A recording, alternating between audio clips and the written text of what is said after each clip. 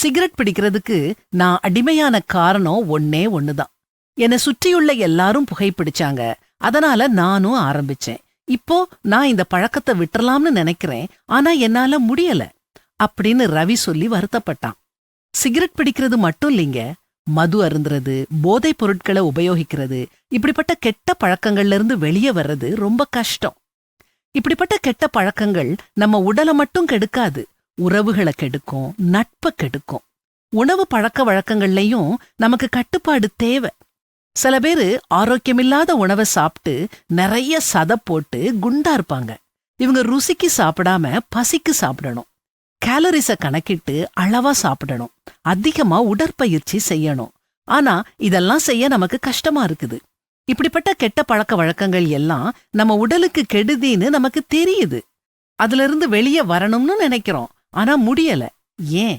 கெட்ட பழக்கங்கிறது ஒரு சொகுசான மெத்த மாதிரி. ரொம்ப ஈஸியா அதுல போய் படுத்துருவோம். ஆனா அதுல இருந்து எழும்ப கஷ்டமா இருக்கும். நல்ல பழக்கங்களை பழக்கப்படுத்த கஷ்டமா இருக்கும். ஆனா நல்ல பழக்க வழக்கங்களோட வாழ எளிதா இருக்கும். மெதுவா நாம ஒரு பழக்கத்தை ஆரம்பிக்கிறோம்.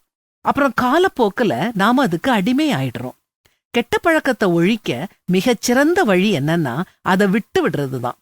ஒரு கெட்ட பழக்கத்தை விடும்போது ஒரு நல்ல பழக்கத்தை கடைபிடிக்கணும். இது நம்முடைய சுய பலத்தாலோ சுய ஞானத்தாலோ முடியாது. கடவுளுடைய துணை வேணும், அருள் வேணும்.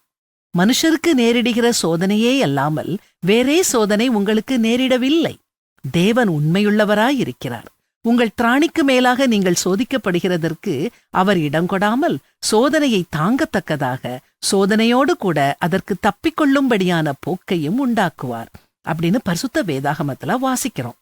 கெட்ட பழக்கத்தை விட்டொழிக்கிறதுக்கு தேவையான மன பலத்தையும் திடத்தையும் திராணியையும் ஆண்டவர்கிட்ட கேளுங்க. அவர் உங்களுக்கு அருளி உதவி செய்வார்.